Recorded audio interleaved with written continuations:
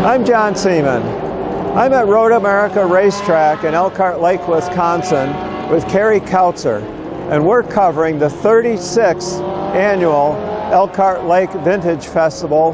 The featured marks this year will be the Peter Brock All-American Challenge between Ford and Chevy. The other feature will be the 2.5-liter TransAm Championship cars. Saturday evening will feature the Gather on the Green Concourse in Elkhart Lake on the lawn of the Osthoff Resort. Sunday will feature the Kimberly Cup, Sheldon Cup, and the Elkhart Lake Cup, which are special races that are based upon the drivers' times and how close they are able to hit those times during the event. Saturday will be qualifying races, and Sunday will feature the final races for all the groups.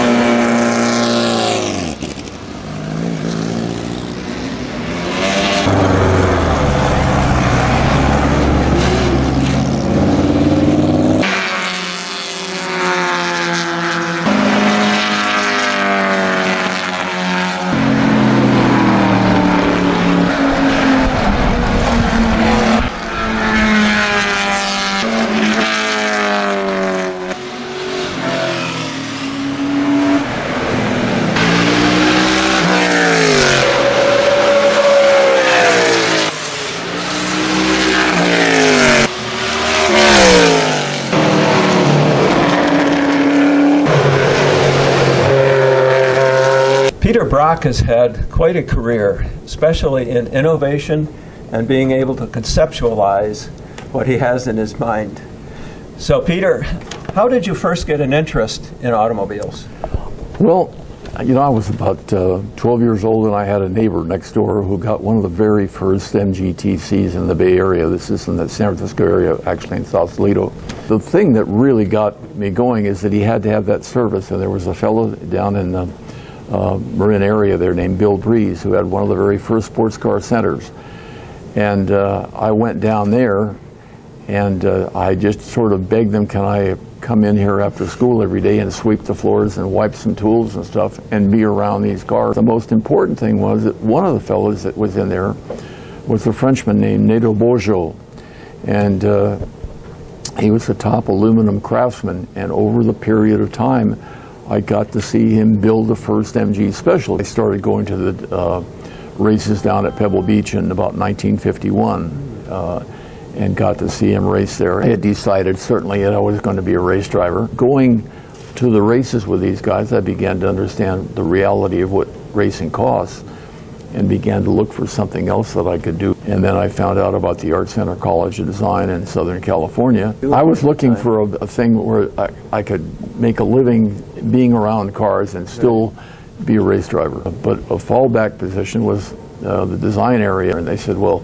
you have to understand this is a school for professionals. This is where people come back after they've been in the industry for a while and improve their stuff. And I said, yeah, where do I sign? And they said, no, you'll have to bring into your portfolio. So I went out to my car, and for 2 hours I sat there and drew little cars on my blue ring binder and brought them back in and said, here's my portfolio. And I literally talked my way into school. Got a lot of help from the students, and of course the instructors there were just fabulous. Kind of your lead-in to your General Motors. Right. I called Chuck Jordan, who was at that time a headhunter for General Motors styling, and I'd gotten to know him because he was coming back to see the work from the 8th semester students who he was going to hire. And I called him on the phone and told him what the situation was, and he says, I'll have an airplane ticket for you tomorrow morning. Flew me back to Detroit. I hired in there. I was 19 years old. I was the youngest guy they'd ever hired, and that's the way it all started.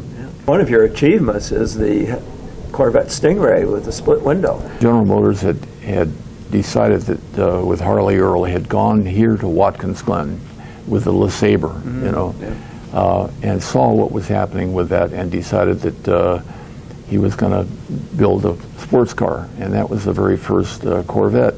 And of course, with no money, and they had to build it pretty much out of off-the-shelf parts. It was hardly a sports car. But Zora Untoff happened to see that at the New York Auto Show, went into GM and told them, look, I can show you how to build automobiles. And so they hired him as sort of the director of the Corvette program. So he was the one that really began to bring the Corvette into reality as a real car. Ford had seen what was going on as well. And in 1955, they came out with the T-Bird. It was a personal car, and it was just outselling the Corvette 15-1 at that point. So management looked and they said, this Corvette program is worthless. We're going to throw it away. So they canceled the Corvette program. At that time, Harley Earl, who had started the program, was just retiring, and his right-hand man was Bill Mitchell.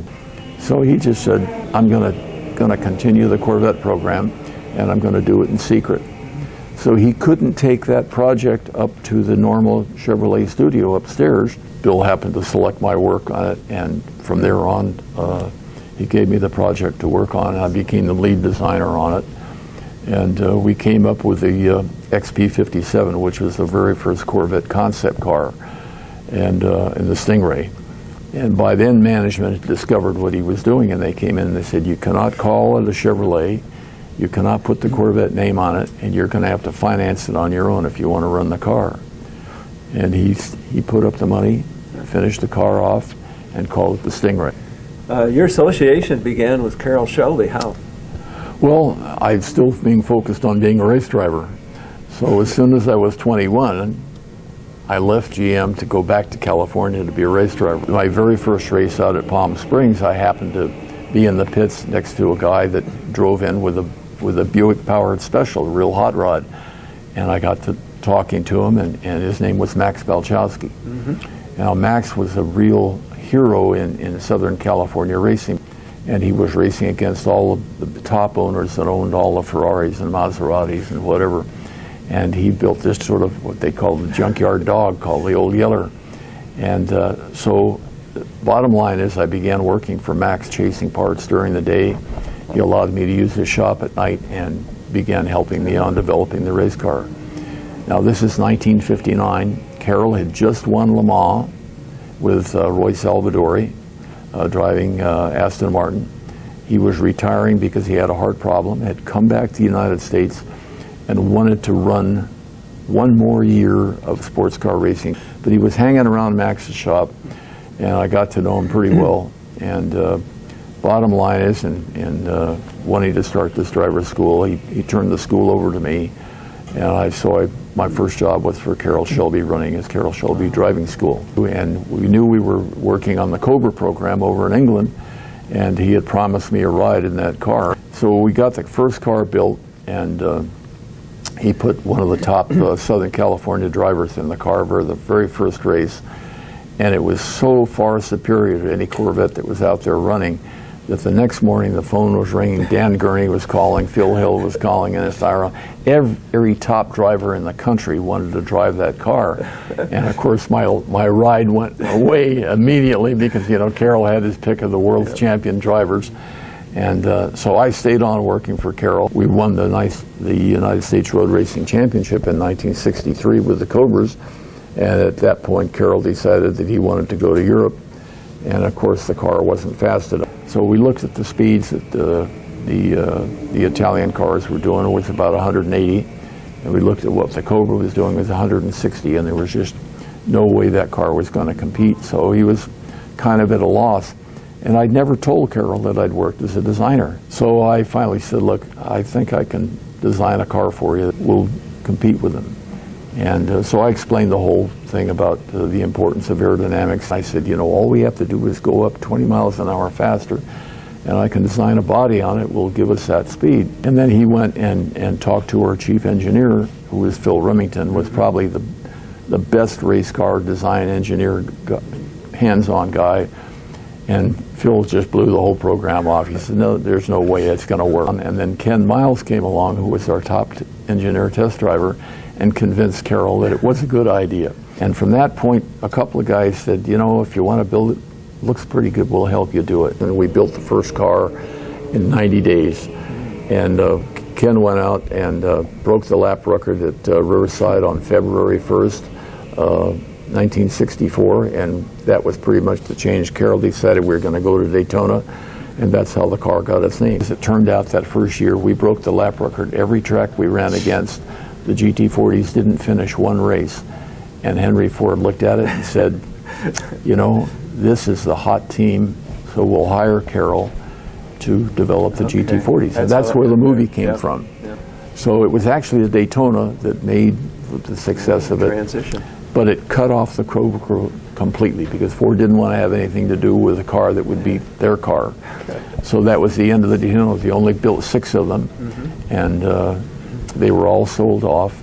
And Carroll continued on with the team to develop the GT40s, and of course by 1966, you know, 1, 1, 2, 3, and that was it. What's your relationship then? How did that develop with VRE and Datsun?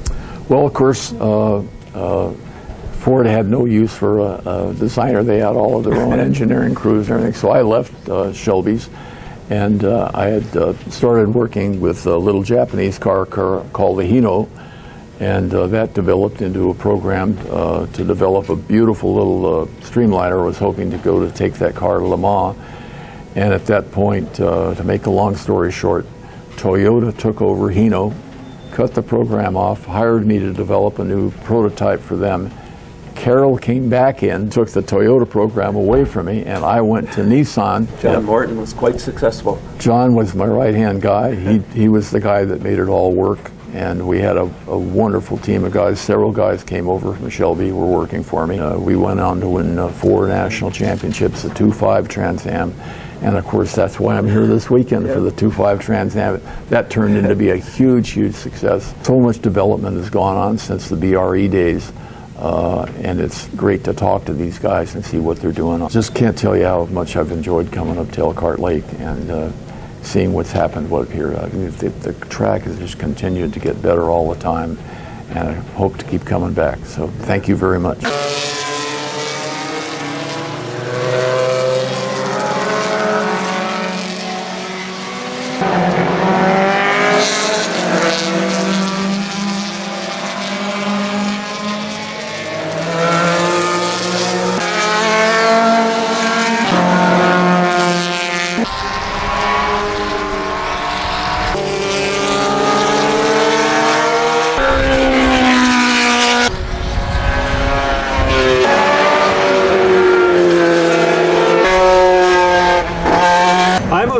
Deary, and he has the Carroll Collection Museum. Can you give us some information about the museum, and then we want to talk about the prototype Can-Am car? Sure. The Carroll Collection really is automotive memorabilia and cars related to the DNA of Carroll Shelby, and really to honor his automotive genius and the legacy and tradition of the employees of Shelby American. Now, Carroll is very famous in racing, and he got his start back in the 60s.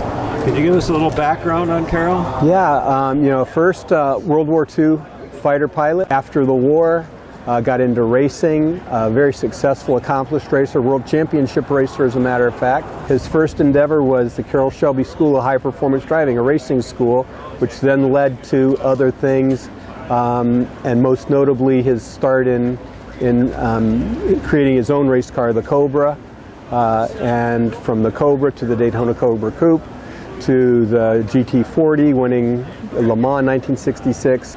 And he has association with Peter Brock also. Yeah, Peter was Carroll's first employee, so he was actually the first employee that Carroll hired, was the first instructor for the school, and then really Peter was behind the scenes, and not only in terms of some of the performance attributes of what cars did, but a genius related to the marketing and the creation of a brand unheard of in the 60s. So if you didn't own a Cobra, you could buy the parts to put in your car to make it faster. So whether you drove a Cobra or you wore a a Shelby Cobra t-shirt, you could be a part of the team, part of the family. I never envisioned I would own a car, but I collected the other stuff that I could collect. I did that for over 30 years. Had the opportunity to build a successful company with my wife. 25 years later, she and my daughter bought me my first Shelby, a 1968 GT 500 KR convertible, and that kind of started things. Never envisioned having multiple cars, but things happen, and so we had the opportunity to start to really collect not only cars, but all of the artifacts, the memorabilia, the ephemera that goes with it. That's really an incredibly important part of the story, and so that was the genesis of the Carroll Collection, which was started in 2010. Located in Jackson, Michigan, there's a 4,000 square foot museum and another 3,000 square foot annex that houses a lot of the other things related to the cars. We're the current caretaker. Eventually we'll turn it over to the next caretaker to really continue the legacy and the story of Carroll Shelby and all of the people at Shelby American. This car was a big surprise. I had never known anything of Shelby's involvement with Can-Am racing, and in the late 80s, Shelby was at that time working with Dodge. They were going to get into the Can-Am program, working with the SCCA. Carroll went to Peter Brock. Peter actually penned a design for the car. Peter and a number of the people working on the project thought, let's take this six-cylinder Dodge car, which they made about 80 of them. Let's create a championship series, which would be a V8 Indy IRL type engine for pro drivers, and it was envisioned that maybe retired professional drivers would be in this series. So they created a prototype. When it finally ran, was so significantly different from what was envisioned that Peter and the shop that built it really pretty much walked away. The car was not what they envisioned. About 4 years ago, I discovered the story and I discovered the prototype. I called Peter, said, Peter, I think I found a car. Is this thing for real? He told me the story. I sent him a picture. About 20 minutes later, he sent me a picture of him designing the quarter-size clay. So we decided to purchase it, and purchased it with the understanding that Peter would get the car back to how he and the team had designed it, not how the car was ultimately created. And so that's taken us the last 2 years.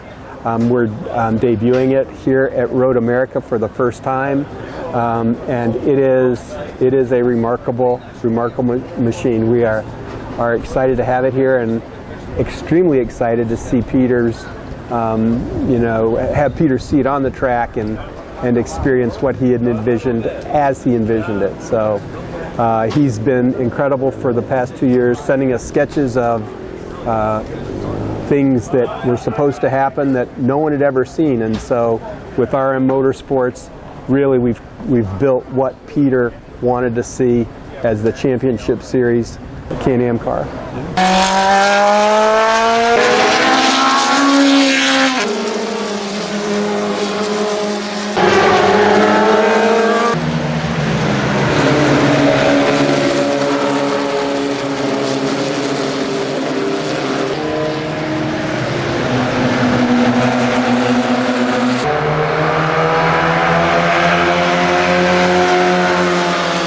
I'm with Paul Bastier, and he has a Formula V. Give us a little information about the car.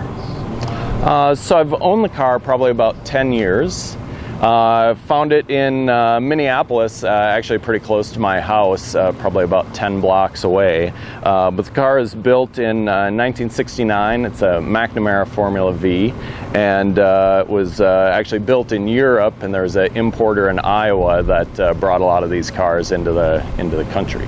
Formula V is all based off the mechanical pieces from a Volkswagen Bug, like a pre-1964 Volkswagen Bug. So engine, transmission, all the suspension and brakes and everything are all early Volkswagen Bug. It's about 1,200 cc's, so it's the early Volkswagen. Originally it made about 30 horsepower, 36 horsepower, and now it probably puts out maybe 50. So this is about my 10th year coming to the track. So yeah, absolutely love it here. At Road America, do you have a favorite corner? I would probably say I really like the kink maybe the most. Just the speed through it. I mean, between the carousel and the kink, that's probably my favorite part of the track.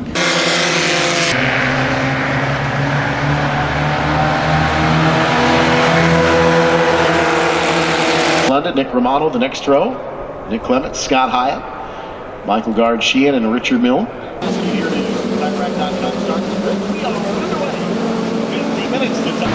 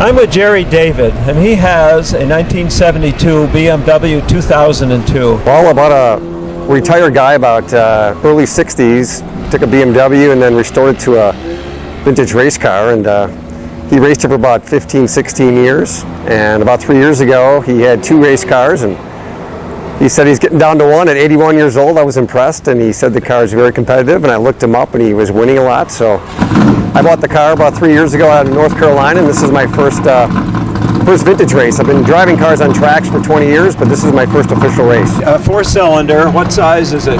2 liter. It's a 175 horse. Red line's about 8,000 RPM, so it's really a fun car to drive.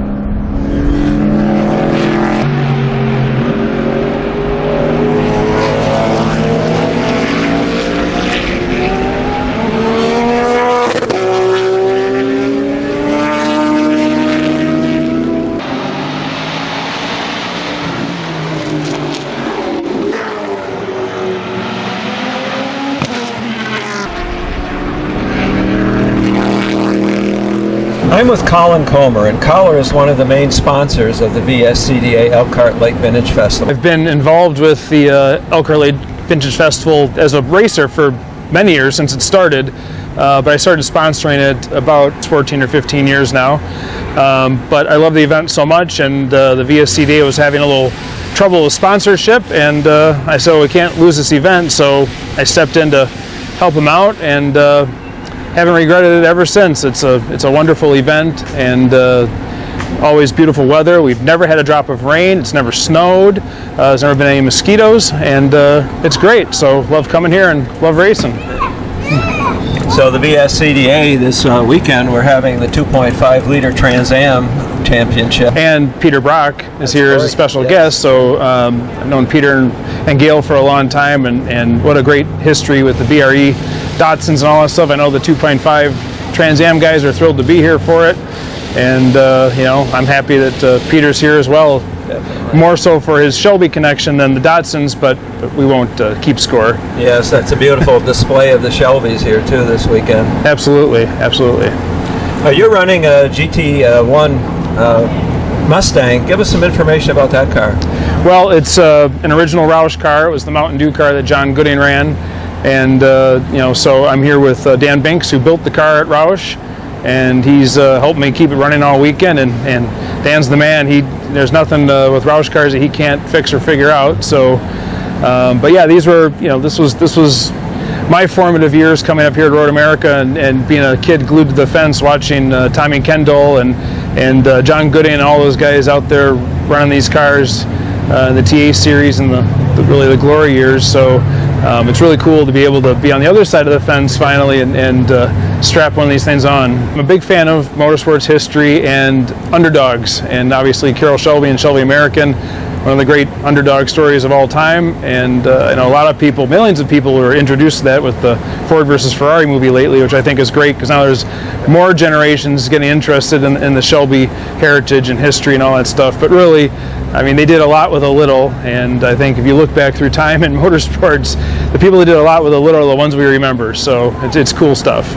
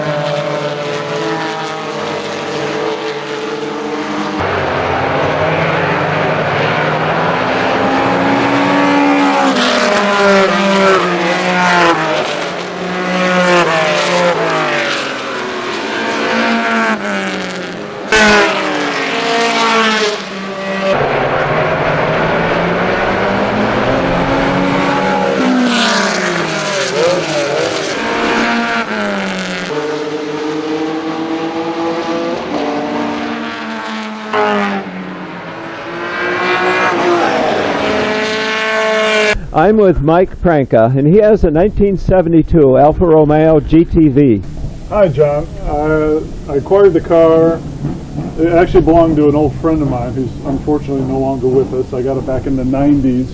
It was running but a bit rusty, and decided slowly over time, with the help of my friend Carter Hendricks, to turn it into a race car.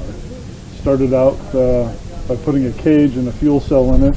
Went to VSCDA school about 10 years ago, and actually drove it to the track for the first 2 seasons. It's been a long process turning it into a race car, and we're just trying to make it a little bit better every year. Peter Brock is here, and a bunch of Datsuns and Alphas and BMWs, and yeah, we're all here reliving the golden era of B-Sedan racing. Some specs on the B-Sedan series, or the 2.5 liters. What size engine is your car? 2 liter, a little over 200 horsepower. Yeah, and all the cars have to meet specific weight.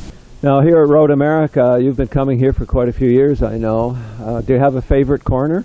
Yeah, I think it's probably where the Billy Mitchell Bridge used to be, because if you get it right, you can get through there in one of these cars without lifting. Any particular instances where you really had a good time come out in mind? Actually, last July here, had a fantastic race with Pat Womack in his BMW 2002.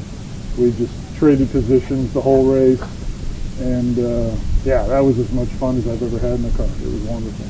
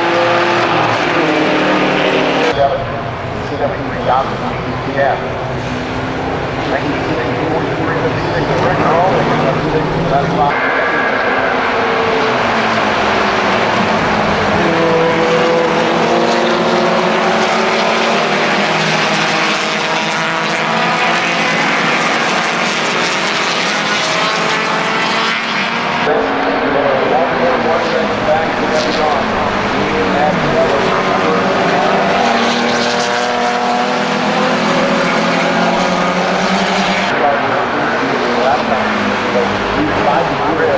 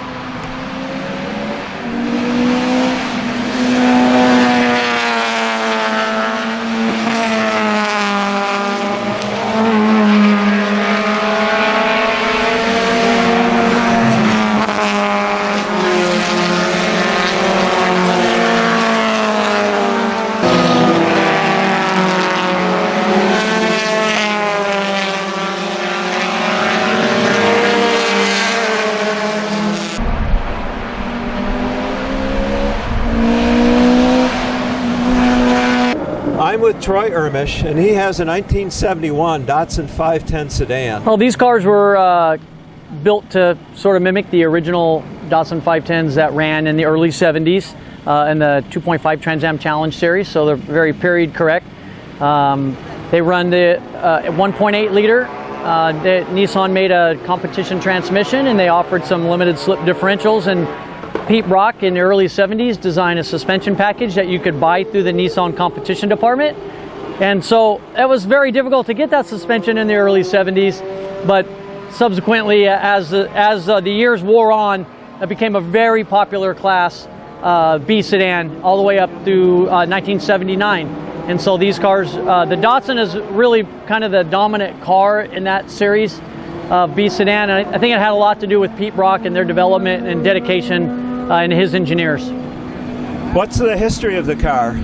My particular car doesn't have any history other than what I've done with it. So I built the car originally in 2005. I have about, I think this is my 55th race, and I've got about 45 wins and 53 poles. So I'm trying to develop some history on this car. Unfortunately, it's modern history. We're really excited. We made the tow all the way out here from California. I brought 3 customers with me. One guy is actually semi-local in Chicago, Jeff Parnell, and then Daniel and Ricardo actually fly in from Argentina. And so we take care of their cars in California, and then they fly in for 2 or 3 events a year, and they like to run marquee events, marquee tracks, Elkhart Lake, iconic. So we're really excited to be here with those guys, and just looking forward to a great weekend. The Alphas and the Beamers are constantly trying to improve their package, and if they get closer, then we got to try to improve our package, but we'll always try to keep a step ahead of them.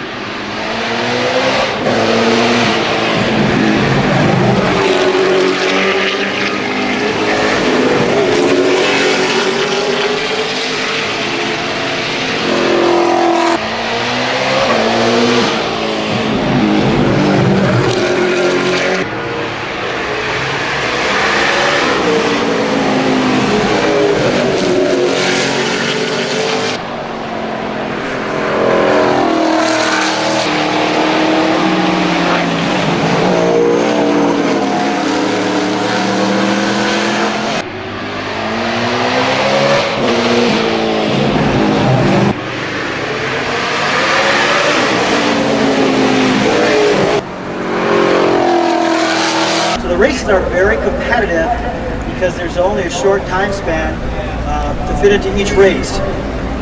So first race that we have is the Kimberly Cup. That's from John Kimberly. And we have as a winner Leah Bauer. Leah is a second generation driver, and she's raced with her dad's car at times. So Dad got her a new engine. Got a smaller engine with less horsepower. I'm sure it was an accident. And he also raced in the Kimberly Cup race. And with his faster engine, he ran too fast and was disqualified. which I think he's still complaining about. It's pretty cool to be out here. I've always wanted to race for as long as I can remember, following my dad's footsteps, watching him throughout the years just get better and faster, and I just thought it was really awesome and I wanted to be part of it. So I actually got my race license in his car, and he kind of kicked me out after I started going too fast. So got my own car, and now I'm chasing him down, and he's got a faster car, but I still beat him, so love you.